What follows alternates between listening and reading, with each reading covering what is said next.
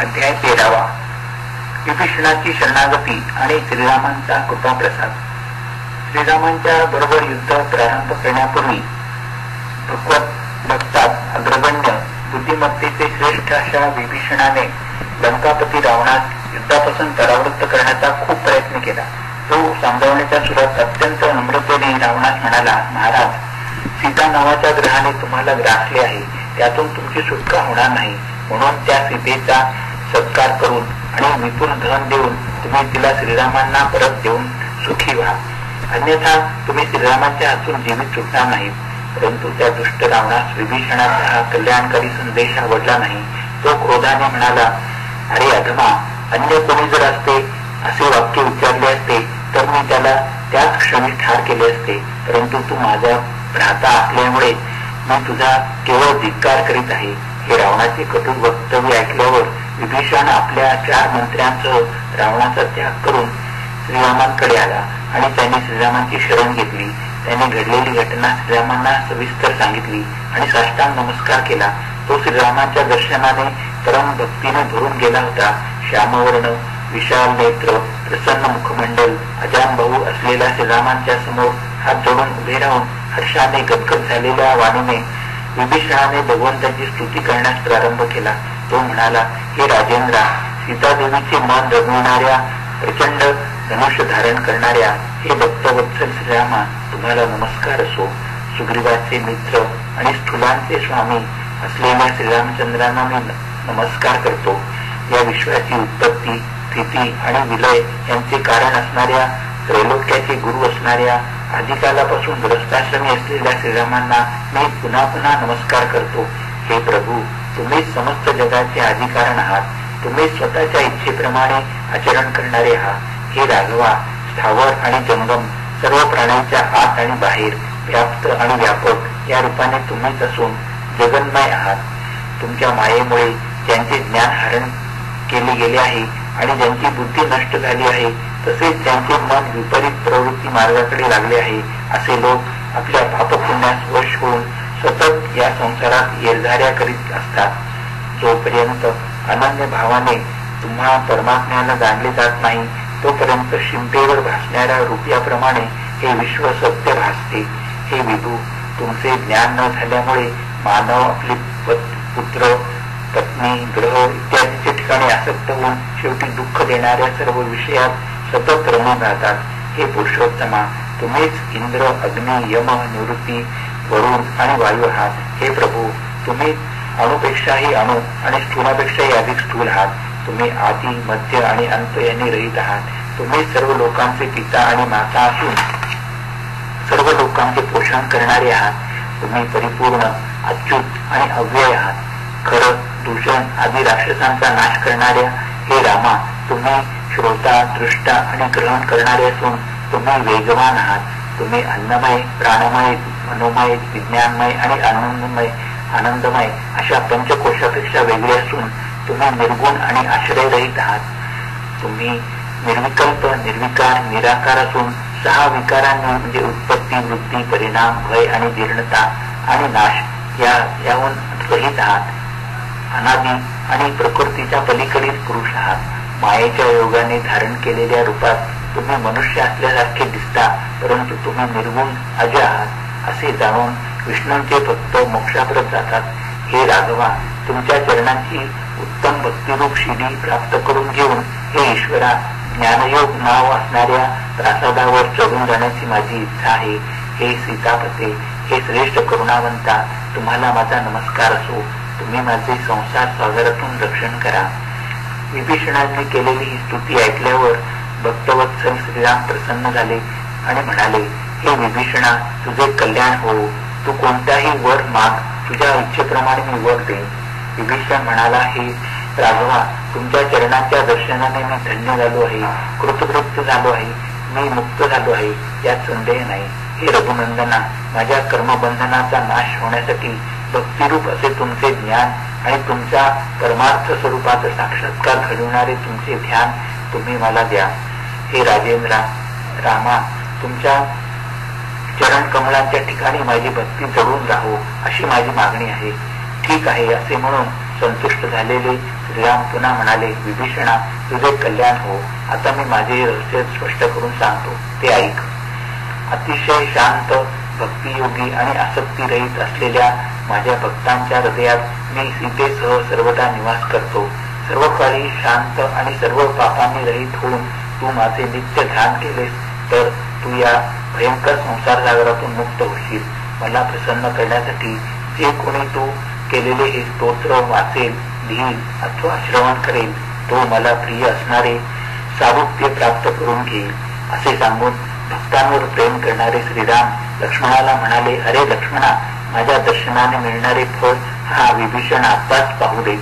आत्ताच मी याला लंकेच्या राज्यावर अभिषिक्त करतो. तू समुद्रातून पाणी घेऊन ये. श्रीरामांच्या आदेशाप्रमाणे लक्ष्मणाने समुद्रजळ आणले आणि श्रीरामांनी विभीषणात समस्त वानर सेनेसमक्ष विधिवत राज्याभिषेक केला. श्रीराम.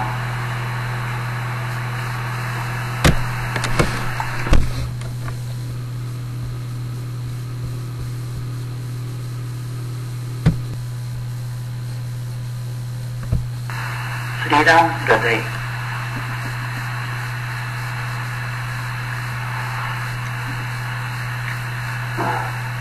अध्याय 14.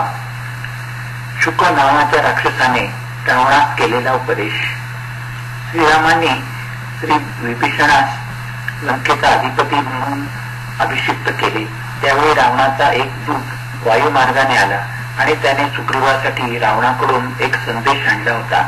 तो असा होता, हे वानरराज सुग्रीवा, तू माझ्या भावाप्रमाणे आहेस. तुझ्या कोणत्याही गोष्टीचा नाश माझ्याकडून आतापर्यंत झालेला नाही. जर मी एखाद्या राजपुत्राच्या पत्नीचे हरण केले असेल तर त्याच्याशी तुझा काय संबंध आहे? तेव्हा तू आपल्या वानर सेनेसह किष्किंधा नगरीस निघून जा. देवतांना सुद्धा लंका चिंता येणे शक्य नाही, तर अल्प सामर्थ्य असलेले मानव आणि वानर समूहाचे नायक यांची गोष्ट ती काय? हा संदेश रावणाचा दूत शुक सांगत असताना वानर त्या राक्षसास मुक्यांचा प्रहार करीत होते. त्यावेळी शुक श्रीरामांना म्हणाला, हे राजेंद्रा, शहाणे लोक दूतास ठार मारित नाहीत. हे प्रभू, तुम्हीच या वानरांचे निवारण करा. शुकाचे दुःखपूर्ण शब्द ऐकल्यावर श्रीराम प्रभू वानरांना म्हणाले, अरे मित्रांनो, या असुरास मारू नका. त्यावेळी वानरांच्या प्रहारापासून मुक्त झालेला शुक राक्षस सुग्रीवास म्हणाला, हे वानरराज सुग्रीवा, मी रावणास आपला काय संदेश सांगू? सुग्रीव शुकास म्हणाला, तू रावणास असे सांग की जसा वाली हा माझा भाऊ तसा हे अधम राक्षसा तू माझा भाऊच आहेस. तथापि वालीप्रमाणेच पुत्र, सैन्य आणि वाहने यांच्यासह माझ्याकडून ठार मारल्या जाण्यास योग्य आहेस. हा निरोप घेऊन शुक आपला जीव मुठीत धरून लंकेस परतला. रावणाने शुकास पाहून विचारले, अरे शुका, तुला शत्रूंनी खूप त्रास दिला काय? त्यावेळी शुक म्हणाला, महाराज, मी आपला संदेश जसाचा तसा सुग्रीवास सांगितला. वानरांनी मला पकडले आणि बुक्क्याने, नखाने, दातांनी ते मला त्रास देऊ लागले आणि शेवटी मला ठार मारण्याचा प्रयत्न करू लागले. त्यावेळी मी श्रीरामांना माझे रक्षण करण्याची आर्तस्वरात विनंती केली. त्यावेळी त्या दयाघन श्रीरामाने मला त्या भयानक वानरांपासून सोडविले. ती अफाट वानरसेना पाहून भिवून मी येथे आलो आहे. ज्याप्रमाणे देव दानवात संधी होणे शक्य नाही, त्याचप्रमाणे राक्षस सेना आणि वानर सेना यांच्यामध्ये संधी होणे शक्य नाही असे मला वाटते. हे प्रभू, लवकरच ती सेना आपल्या नगरीच्या तटावर येईल. आता तुम्ही दोनपैकी एक गोष्ट करा. एक, ती सीता तरी श्रीरामांना सत्वर देऊन टाका अथवा श्रीरामांबरोबर युद्धास तयार व्हा. शुक पुढे सांगू लागला, महाराज, श्रीराम मला म्हणाले, अरे शुका, तू रावणास माझा निरोप सांग की ज्या सामर्थ्याचा आधार घेऊन तू माझ्या सीतेचे अपहरण केलेस ते सामर्थ्य आता तू तुझ्या इच्छेप्रमाणे सर्व सैन्य आणि सर्व पुत्र बंधू यांच्यासह मला दाखव. उद्याच्या उद्याच लंकापुरी आणि तुझे राक्षस सैन्य मी बाणांनी नष्ट केलेले तू पाहशील. असे बोलून श्रीराम मौन झाले. नंतर शुकाने श्रीरामांच्या सैन्यातील मुख्य योद्धे हनुमान, अंगद, नळ, नील, सुग्रीव यांची माहिती रावणास दिली. त्यानंतर शुक म्हणाला, रावणा, श्रीराम हे सामान्य मानव नाहीत, ते साक्षात आदिनारायण परमात्मा आहेत आणि सीता ही जगाचे साक्षात कारण असणारी जगत रूपिणी चित शक्ती आहे. त्या दोघांपासून हे स्थावर आणि जंगम विश्व निर्माण झाले आहे. श्रीराम आणि सीता हे या जगताचे पिता आणि माता आहेत. अजाणतेने तुम्ही त्या सीतेला पळवून आणले आहे. ती जानकी जगन्माता आहे. हे राजन, क्षणोक्षणी नष्ट होणाऱ्या या संसारात शरीर हे क्षणभंगूर पंचमहाभूतांनी बनलेले आहे आणि 24 तत्वांचा समूह असणारे आहे. मल, मांस, अस्थि आणि दुर्गंधयुक्त पदार्थ यांचा जास्त भरणा असणाऱ्या अहंकाराचे आश्रयस्थान अचेतन आणि तुझ्या आत्म्यापेक्षा वेगळे असलेल्या या शरीराची तू कसली आस्था बाळगीत आहेस? ज्या देहासाठी तू ब्रह्महत्या इत्यादी पातके केली आहेस आणि जो देह भोग भोगणार आहे असे आहे तो तर मरणोत्तर येथेच पडणार आहे. परंतु सुख दुःखाची कारणे असणारी पुण्य पापे मात्र जीवाबरोबर येतात. देहाशी संबंध असल्याने ही पुण्य पापे रात्रंदिवस जीवात्म्याला सुख दुःख देत राहतात. जोपर्यंत अज्ञानामुळे उत्पन्न होणाऱ्या अध्यासामुळे मी देह आहे, मी करता आहे असा अभिमान आत्मा करतो, तोपर्यंत अध्यासामुळे त्याला जन्ममरण असहाय्यपणे भोगावेच लागतात. म्हणून हे बुद्धिवान रावणा, तू देह इत्यादीवरील अभिमान सोडून दे. मुळात आत्मा हा अतिशय निर्मल, शुद्ध, विज्ञान स्वरूप, निश्चल आणि निर्विकार आहे. परंतु आपल्या अज्ञानामुळे तो आत्मा जन्म मरण आदी बंधनात पडून मोहित होतो. म्हणून तू शुद्ध रूपाने आत्म्यास जाणून नित्य त्याचे स्मरण ठेव. पुत्र, पत्नी, घर, दार इत्यादी विषयी वैराग्य धारण कर. कारण कुत्रा, मांजर, वराह या योनीमध्ये सुद्धा तसेच नरकात सुद्धा भोग हे मिळत असतात. खरे म्हणजे हा देह प्राप्त झाल्यावर, विशेषतः विवेकाने युक्त असे द्विजत्व प्राप्त झाल्यानंतर, तसेच कर्मभूमी असणाऱ्या या भारत देशात अतिशय दुर्लभ असा मानवजन्म प्राप्त झाल्यानंतर कोणता शहाणा माणूस देहाला आत्मा मानून भोगांच्या मागे लागेल? तेव्हा तू स्वतः ब्राह्मण असून आणि त्यातही पुलस्त्य नंद विष्णुवा ऋषींचा पुत्र असताना सुद्धा एखाद्या अज्ञानी माणसाप्रमाणे तू निरंतर भोगांच्या मागे का लागला आहेस? त्यापुढे तरी सर्व आसक्तींचा त्याग करून अत्यंत भक्तीने नेहमी परमात्मा श्रीरामांचा आश्रय घे. त्यांना सीता अर्पण करून त्यांच्या चरणांचा सेवक बन. असे जर तू केलेस तर सर्व पापातून मुक्त होऊन विष्णुलोकी जाशील. असे जर तू केले नाहीस तर तुला असे दुर्लभ मानव शरीर मिळू शकणार नाही. तू उत्तरोत्तर अधोगती जाशील. मग तेथून वर येणे तुला अशक्य होईल. मी तुला तुझ्या हिताची गोष्ट सांगत आहे. या माझ्या बोलण्याचा स्वीकार कर. अरे रावणा, तू सतत सत्संगती कर. जे शरणागतांचे रक्षण करतात, मरकत मण्याप्रमाणे त्यांची अंगकांती सुंदर आहे, त्यांच्या समवेत सीता आहे, ते धनुष्यबाण धारण करतात, तसेच सुग्रीव, लक्ष्मण आणि विभीषण हे त्यांच्या चरणकमलांची सेवा करतात, अशा त्या विष्णुरूप श्री राघवाची तू रात्रंदिवस सेवा कर. शुकाच्या मुखातून बाहेर पडलेले अज्ञानाचा नाश करणारे हे वक्तव्य ऐकल्यावर क्रोधाने जणू जळणारा आणि रागाने डोळे लाल झालेला रावण शुकाला म्हणाला, अतिशय दुष्ट बुद्धी असणाऱ्या शुका, माझ्या तुकड्यांवर वाढलेला तू माझा सेवक असून एखाद्या गुरुप्रमाणे माझ्याशी कसे बोलतोयस? मी तिन्ही लोकांचे शासन करणार आहे. मला उपदेश करताना तुला लाज कशी नाही वाटली? खरे म्हणजे आत्ताच मी तुझा वध केला असता, परंतु तू पूर्वी माझ्यासाठी काही चांगले कर्म केले आहेस ते माझ्या लक्षात आहे. म्हणून जरी तू वध करण्यास योग्य असला तरी मी तुला जीवदान देत आहे. तू आता इथून निघून जा. शुक म्हणाला, महाराज, आपली मोठी कृपा आहे. असे बोलून भीतीने थरथर कापतच तो आपले घरी निघून गेला. शुक पूर्वजन्मीचा एक विद्वान ईश्वर भक्त मित्र होता, परंतु अगस्ती ऋषींच्या शापामुळे त्याला राक्षस योनी प्राप्त झाली होती. या जन्मात सुद्धा त्याला ईश्वर भक्तीचे स्मरण होते. हनुमंत, विभीषण, शुक आदींनी रावणास केलेल्या उपदेशाचा त्याच्यावर काहीच परिणाम झाला नव्हता. अंती त्याचे श्रीराम आणि वानर सेनेचे युद्ध प्रारंभ झाले. युद्धात हनुमंत, अंगद, जांबुवंत या महावीरांनी रावणाच्या सैन्यातील सर्व प्रमुख सेनापती आणि रावणाचे पुत्र, पौत्र, बंधू आणि आप्त यांना मारून टाकले. श्रीराम.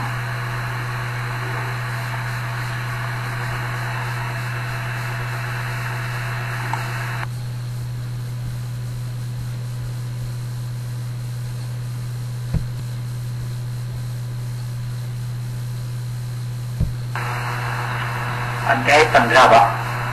रावण आणि कालनेमी यांचा संवाद. श्रीरामांनी रावणास आपल्या तीक्ष्ण बाणांनी अगदी घायाळ करून सोडले. त्यावेळी श्रीराम त्यास म्हणाले, हे रावणा, तू माझ्या बाणाने अत्यंत घायाळ झाला आहेस, तेव्हा तू आता परत जा. माझी अनुज्ञा आहे. लंकेत प्रवेश करून विश्रांती घे. उद्या तू माझे सामर्थ्य पाहशील. त्यानंतर रामाच्या बाणाने विद्ध झालेला रावण अतिशय लज्जित होऊन लंकेत आला.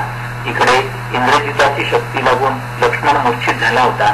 त्याला पाहून राम सुद्धा मनुष्य स्वभावाचा आश्रय घेऊन लीलेने शोक करू लागले. त्यानंतर ते हनुमंतास म्हणाले, वत्सा, द्रोणागिरी पर्वतावरून महाऔषधी घेऊन ये. लक्ष्मण तसेच अन्य वानरांना जीवित कर. राघवाचे वचन ऐकून हनुमंत क्षणाचाही विलंब न लावता वायुवेगाने तेथून निघाला. दरम्यानच्या काळात गुप्तहेराने रावणास ही वार्ता सांगितली. तो हेर म्हणाला, महाराज, लक्ष्मणास जिवंत करण्यासाठी महाऔषधी आणण्यासाठी श्रीरामांनी पाठविलेला हनुमंत क्षीरसमुद्राकडे गेला आहे. हे गुप्तहेराचे वचन ऐकल्यावर रावण अतिशय चिंतातूर झाला. त्याच रात्री एकटाच कालनेमी नावाच्या मायावी शक्ती संपन्न असुराच्या घरी तो गेला. रावणाला आलेला पाहून कालनेमी आश्चर्यचकित झाला. त्याने रावणाचे यथायोग्य स्वागत केले आणि येण्याचे कारण विचारले. त्यावेळी दुःखी झालेला रावण म्हणाला, मित्रा, काळवशी करून माझ्यावर सुद्धा संकट कोसळले आहे. शक्तीच्या प्रहाराने मूर्छित झालेला लक्ष्मण जमिनीवर पडलेला आहे. त्याला जिवंत करण्यासाठी औषधी आणण्यास हनुमंत गेला आहे. हे महाबुद्धिवंता, असे काहीतरी कर ज्याच्यामुळे त्याच्या कार्यात विघ्न येईल. कपटाने मुनिवेश धारण करून तू त्या महावानरास मोहित कर, त्याच्यामुळे औषधीच्या प्रयोगाचा काळ निघून जाईल. असे करून तू परत ये. रावणाचे हे वक्तव्य ऐकल्यावर कालनेमी त्यास म्हणाला, महाराज, आता तुम्ही माझे वचन ऐका आणि ते खरे आहे असे समजून ध्यानात घ्या. मी तुमचे प्रिय करीनच, त्यासाठी माझ्या प्राणांची सुद्धा पर्वा करणार नाही. परंतु त्यामुळे काय होणार? पूर्वी दंडकारण्यात मृगाचे रूप धारण केलेल्या मारीचाची जशी अवस्था झाली होती तशीच माझी सुद्धा होणार, यात शंकाच नाही. आतापर्यंत तुमचे पुत्र, पौत्र, बंधू, बांधव आणि अन्य राक्षस मारले गेले आहेत. अशा प्रकारे राक्षस कुलाचा सर्वनाश करून तुमच्या जगण्याचा काय उपयोग आहे? यापेक्षा हे महाभाऊ सीताराम श्रीरामांना परत देऊन टाका. विभीषणाला राज्य देऊन मुनी समूहाचा आश्रय असणाऱ्या तपोवनात तुम्ही जा. तेथे प्रातःकाळी निर्मल पाण्यात स्नान करून संध्या आदी नित्य कर्म करून नंतर एकांत स्थानी सुखासनावर बसून सर्व प्रकारे आसक्ती सोडून अन्य विषयांना मनात प्रवेश न देता बाहेरच ठेवून बाहेर प्रवृत्त होणाऱ्या इंद्रियांना तुम्ही हळूहळू आत वळवून घ्या. हे निष्पाप रावणा, प्रकृतीपेक्षा आत्मा हा भिन्न आहे असा नेहमी विचार करा. ब्रह्मदेवापासून ते सूक्ष्म कीटकापर्यंत देह, बुद्धी, इंद्रिये सर्व स्थावर जंगमात्मक असे हे जग आहे. त्याला प्रकृती म्हटले जाते आणि याला माया सुद्धा म्हणतात.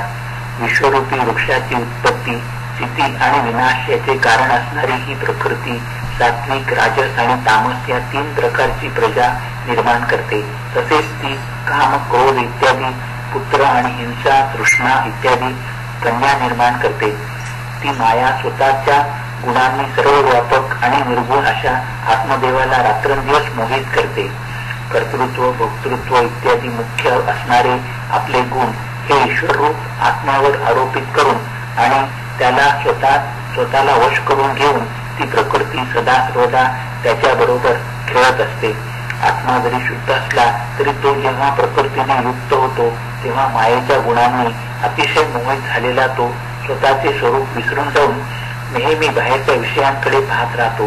परंतु ज्यावेळी ज्ञानरूपी सद्गुरूंशी युक्त होऊन त्यांच्याकडून उपदेश घेतो त्यावेळी त्याची बाह्य विषयांकडे लागलेली दृष्टी परत मागे फिरते आणि नंतर तो सतत स्पष्टपणे आपल्या आत्मस्वरूपालाच पाहू लागतो. अशा प्रकारे जिवंतपणेच मुक्त झालेला देहधारी प्राणी प्रकृतीच्या गुणातून सुटून जातो. हे रावणा, इंद्रियांचे नियमन करून आणि सातत्याने आत्म्याचा विचार करून तसेच प्रकृतीपेक्षा आत्मा भिन्न आहे हे जाणून घेऊन तुम्ही सुद्धा अशा प्रकारे मुक्त व्हाल. आता अशा या निर्गुण आत्म्याचे ध्यान करण्यास जर तुम्ही असमर्थ असाल तर तुम्ही सगुण रूपाचा आश्रय घेऊन भक्ती करा. सगुण ध्यानाचा प्रकार असा आहे, हृदय कमळाच्या गाभाऱ्यात तेथे रत्नसमूहाने जडित आणि अतिशय मृदू आणि चकचकीत अशा सुवर्ण सिंहासनावर जानकीसह श्रीराम बसले आहेत. ते विलासन घातलेले, विशाल नेत्र असलेले, विजेच्या पुंजाप्रमाणे तेजपुंज, सुंदर वस्त्र परिधान केलेले, किरीट, हार, केयूर, कौस्तुभ इत्यादी अलंकाराने विभूषित, तसेच मुकुट, कडी आणि वनमाळा यांनी सुशोभित आहेत. श्रीरामांचे एक आणि स्वतःचे एक असे 2 धनुष्ये धरणारा लक्ष्मण त्यांची सेवा करीत आहे. ते सर्वांच्या हृदयात स्थित आहेत. अशा प्रकारे आत्मस्वरूपी श्रीरामांचे ध्यान केले. ध्यान जे कोणी श्रेष्ठ भक्तीने युक्त होऊन सतत करतील ते मुक्त होतील यात संशय नाही. श्रीरामांच्या इतर भक्तांसह त्यांचे चरित्र तुम्ही अनन्य बुद्धी ठेवून ऐका. असे जर तुम्ही केले तर ज्याप्रमाणे अग्नीमुळे कापसाचे ठीक जळून नष्ट होतात, त्याप्रमाणे तुम्ही पूर्वी केलेल्या महापातके सुद्धा एका क्षणात नष्ट होऊन जातील. तुम्ही रामांबरोबरचे वैर सोडून द्या आणि आपल्या हृदयात त्यांच्याबद्दल भक्तियुक्त व्हा. मग परिपूर्ण अद्वितीय नामरूपारहित पुराण पुरुष अशा त्या श्रीरामांची सगुण रूपाची आपल्या हृदयात भावना करून त्यांना भजत राहा. एवढी बोलून कालनेमी मौन झाला. त्याचे अमृततुल्य वक्तव्य रावणास आवडले नाही. तो म्हणाला, माझ्या आज्ञेच्या विरुद्ध वागणाऱ्या दुष्टा, तुला मी आत्ताच ठार करीन. मला वाटते की तू शत्रूकडून काहीतरी लाच घेऊन रामाचा सेवक होऊन अशा प्रकारे बोलत आहेस. त्यावेळी कालनेमी रावणास म्हणाला, महाराज, जर तुम्हाला माझे वचन आवडले नसेल तर मी आपण जे सांगाल ते काम करीन. असे म्हणून कालनेमी हनुमंताच्या मार्गात विघ्न आणण्यासाठी निघून गेला. हनुमंताच्या मार्गात विघ्न आणण्याचा कालनेमीने खूप प्रयत्न केला, परंतु श्रीरामांच्या कृपाप्रसादाने आणि हनुमंताच्या समयसूचकतेने ते निष्फळ झाले. हनुमंताने संन्यासाच्या रूपातील कालनेमीचा वध केला आणि लक्ष्मणास जीवित करण्यास हवी असलेली औषधी वनस्पती वेळेवर आणून दिली. तिच्या प्रयोगाने लक्ष्मण झोपेतून जागा व्हावा तसे उठून बसला. त्या औषधीने असंख्य वानरांचे प्राण वाचले. रावणाकडील समस्त सेनापती, महान योद्धे आणि त्याचे सर्व पुत्र पौत्र या युद्धात मारले गेले. अंती रामाच्या तीक्ष्ण बाणाने रावण सुद्धा मृत्युमुखी पडला. युद्धात रावणाचा संपूर्णपणे पराभव झाला आणि श्रीरामांनी लंकेचे राज्य विभीषणास सुपूर्द केले. त्याचा लंकेचा अधिपती असा राज्याभिषेक प्रभूंनी अगोदरच केला होता. श्रीराम.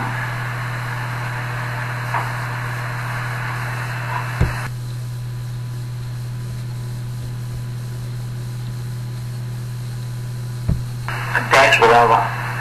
श्रीरामांनी हनुमंतास केलेला उपदेश. श्रीराम हृदय. लंकाधिपती रावणाचा वध करून सीतेस अशोकवनातून सोडवून आणून श्रीराम, लक्ष्मण, सीता, हनुमंत, सुग्रीव आणि विभीषण यांच्यासह पुष्पक विमानात बसून अयोध्येस परत आले. थोड्याच काळात श्रीरामांचा राज्याभिषेक झाला आणि ते राजसिंहासनावर विराजमान झाले. त्यावेळी हनुमंतास कृतकृत्य झाल्यासारखे वाटत होते. युद्ध समयी त्याने एवढे महान कार्य केले होते की त्याला तोड नव्हती. एवढे असूनही तो निरपेक्ष भावाने राज्यसभेत श्रीरामांच्या समोर हात जोडून उभा होता. त्यावेळी श्रीराम सीतेस म्हणाले, जानकी, या हनुमंताची आपणा दोघांवर आढळ श्रद्धा आणि भक्ती आहे.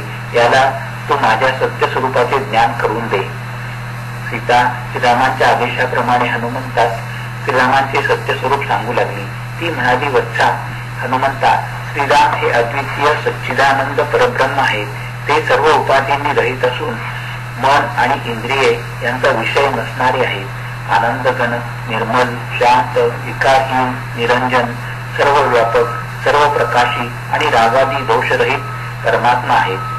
सीता पुढे म्हणाली, अरे हनुमंता, विश्वाची उत्पत्ती, स्थिती आणि लय करणारी मूळ प्रकृती मीच आहे. श्रीरामांच्या सानिध्यामुळे मी निरलसपणे हे विश्व निर्माण करते. यानंतर सीतेने श्रीरामांच्या जीवनातील प्रमुख घटना हनुमंता संक्षेपाने सांगितल्या. सीता पुढे म्हणाली, तत्वतः श्रीराम सर्वव्यापी असल्याने ते कुठेही जात नाहीत, येत नाहीत, शोक करीत नाहीत, इच्छा करीत नाहीत, त्याग करीत नाहीत, तसेच अन्य कोणतीही क्रिया करीत नाहीत. ते आनंद स्वरूप, अविचल आणि विकार रहित आहेत.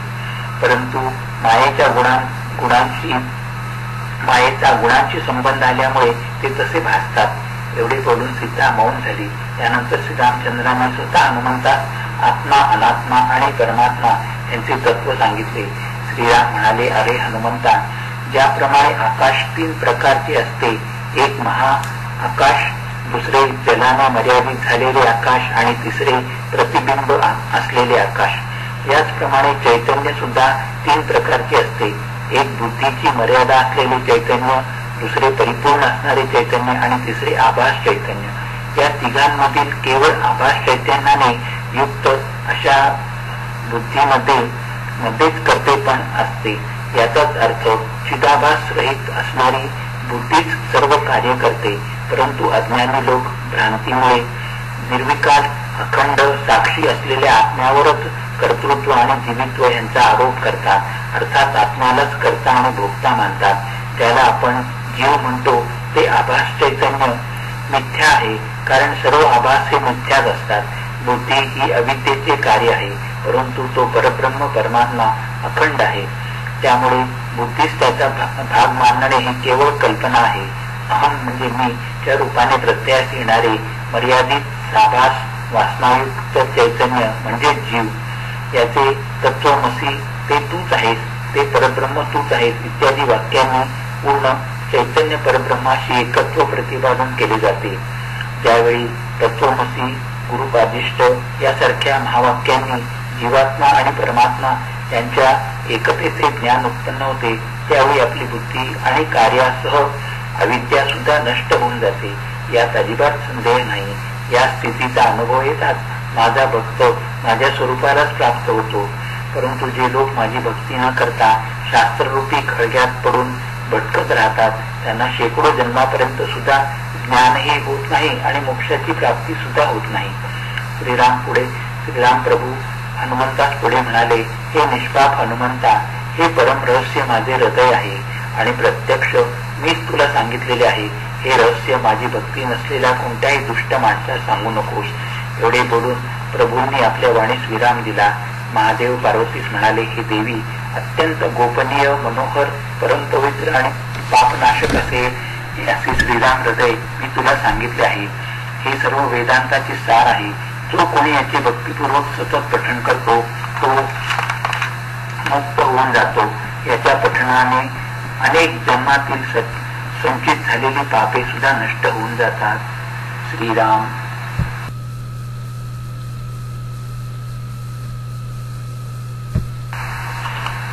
अध्याय 17. प्रभू श्रीरामांनी लक्ष्मणास सांगितलेली श्रीराम गीता. एकदा श्रीराम आपल्या राजसभेत मंत्री आणि मुख्य सेनापती यांच्यासह बसले असताना त्यांनी बोलता बोलता विजय नावाच्या दूतास विचारले, अरे विजय, माझ्याबद्दल, सीतेबद्दल तसेच माझे बंधू माता यांच्याबद्दल नगरवासी ग्रामवासी बरे वाईट काही बोलत असतात का? तू सत्य सांग, मुळीच घाबरू नकोस. विजय म्हणाला, महाराज, सर्व लोक असे म्हणतात की आत्मज्ञान संपन्न अशा श्रीरामांनी अतिशय दुष्कर असे कार्य केले आहे. तथापि रावणाला मारल्यावर सीतेविषयी काही शंका न घेता तिला परत आणले आणि त्यांनी तिला आपल्या घरी ठेवले. हे मात्र योग्य केले नाही. अशा स्थितीत आम्हाला आमच्या बायकांचे दुष्कर्म सहन करावे लागेल. कारण जसा राजा असतो तशा प्रकारची प्रजा निश्चित असते. दूताचे हे वक्तव्य ऐकल्यावर श्रीरामांनी आपल्या स्वजनांकडे पृच्छा केली. ते श्रीरामांना नमस्कार करून म्हणाले, रामा, हे असेच आहे खरे, यात संशय नाही. हे ऐकल्यावर श्रीरामांनी लक्ष्मणास बोलावून घेतले आणि म्हणाले, अरे लक्ष्मणा, सीतेमुळे माझ्यावर फार मोठा लोकापवाद आला आहे. तेव्हा उद्या सकाळीच सीतेला रथात बसून वाल्मिकींच्या आश्रमाजवळ सोडून ये. लोकोपवादामुळे सीतेचा त्याग केल्यानंतर श्रीरामांनी सर्व भोग सोडून दिले आणि विरक्त होऊन मुनिव्रताचे आचरण करू लागले. एकदा प्रभू श्रीराम एकांत स्थानी बसले असताना लक्ष्मण त्यांच्या जवळ आला आणि प्रणाम करून त्यांना म्हणाला, हे महाबुद्धिमंता, तुम्ही ज्ञानस्वरूप आहात. समस्त देहधारी प्राण्यांचे आत्मा तुम्हीच आहात. तुम्ही निराकार असूनही सर्वांचे नियंते आहात. तुमच्या चरण कमलांच्या ठिकाणी श्रद्धा भक्ती असलेल्या आणि ज्ञानदृष्टी प्राप्त झालेल्या लोकांनाच तुम्ही प्रतीत होता. हे प्रभू, तुमचे जे चरण संसाराची निवृत्ती करतात आणि योगी लोक ज्यांचे ध्यान करतात, त्या तुमच्या चरणी मी शरण आलो आहे. मी हा अज्ञान रूपी अपार सागर सुखाने व सहजपणे तरुण जाईन असा उपदेश मला करावा. लक्ष्मणाची ही श्रद्धाभावाने केलेली प्रार्थना ऐकल्यावर शरणागतांचे इच्छित पूर्ण करणारे श्रीराम प्रभू मनात प्रसन्न झाले. त्यांनी अज्ञानरूपी अंधकाराचा नाश करण्यासाठी श्रुतीने सांगितलेले आत्मज्ञान लक्ष्मणास सांगण्यास सुरुवात केली. प्रभू श्रीराम म्हणाले, अरे लक्ष्मणा, सर्वात प्रथम आपापला वर्ण आणि आश्रम यासाठी शास्त्राने वर्णन केलेली कर्मे यथायोग्यपणे केल्यावर चित्ताची शुद्धी होते. चित्तशुद्धी झाल्यानंतर ती कर्मे सोडून द्यावीत. तत्पूर्वी श्रम, दम इत्यादी साधनांनी संपन्न होऊन आत्मज्ञानाच्या प्राप्तीसाठी मनुष्याने सद्गुरूंचा आश्रय घ्यावा. प्रभू पुढे म्हणाले, कर्म हेच पुनर्जन्म प्राप्तीचे कारण आहे. कर्माबद्दल आसक्ती बाळगणाऱ्या मनुष्याच्या बाबतीत इष्ट आणि अनिष्ट अशी क्रिया घडतात. तसेच धर्म आणि अधर्मही घडतात. अशा प्रकारे कर्मापासून जन्म आणि जन्मापासून पुन्हा कर्म अशा चक्राप्रमाणे संसार फिरत राहतो.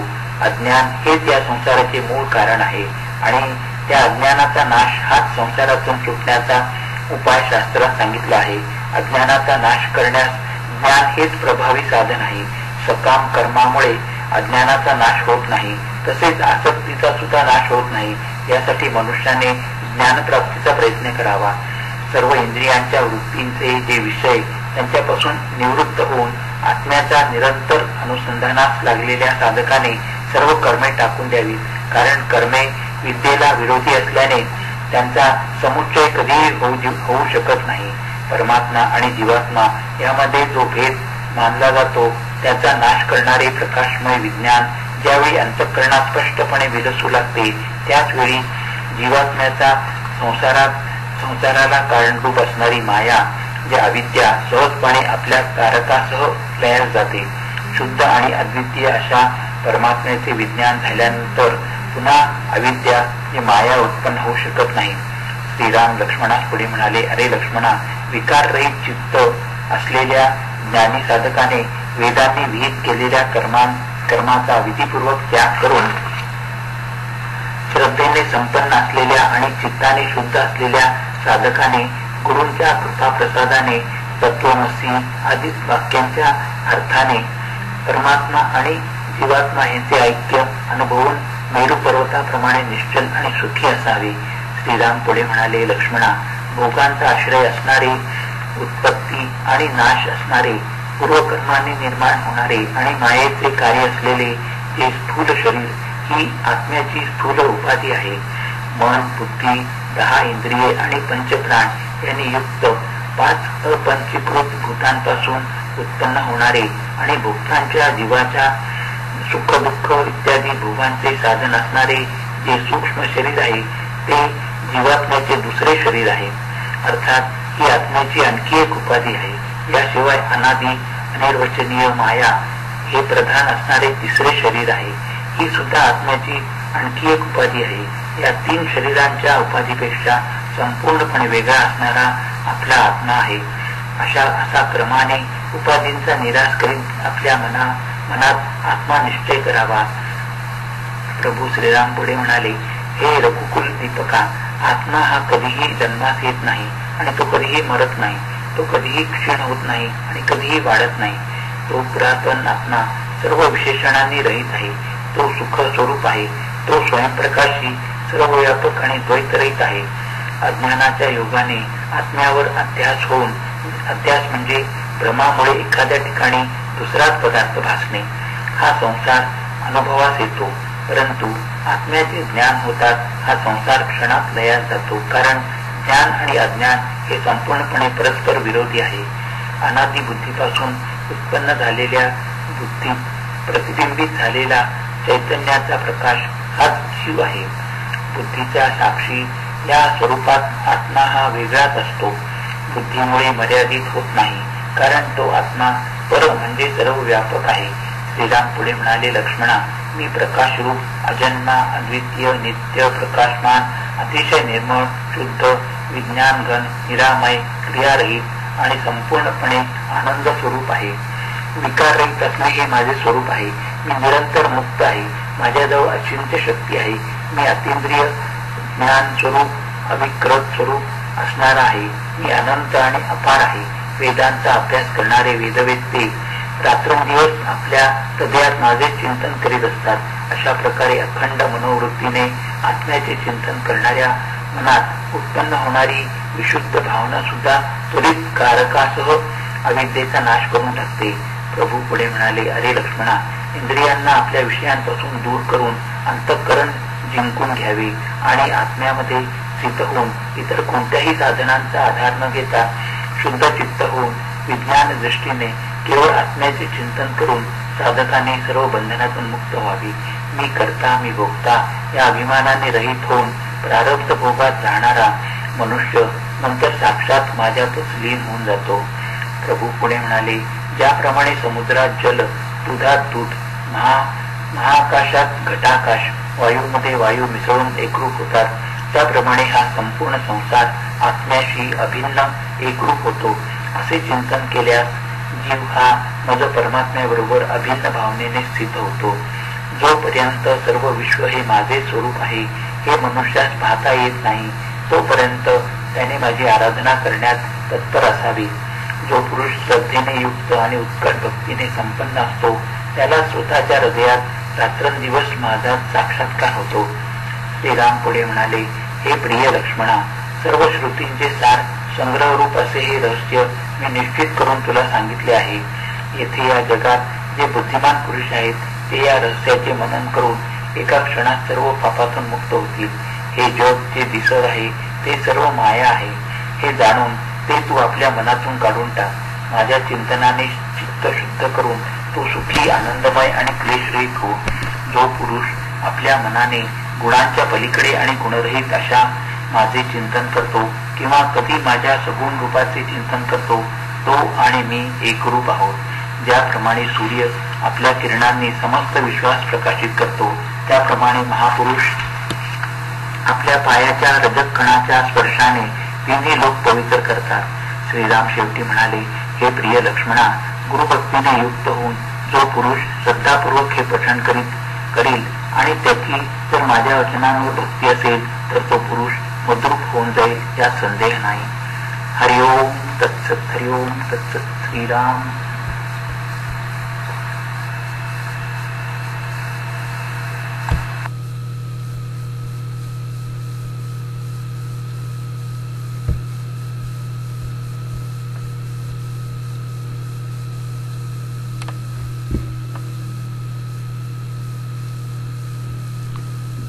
येथे अध्यात्म रामायणातील रत्ने संपन्न झाली. हरिओम दत्सत, हरिओम दत्सत, हरिओम दत्सत.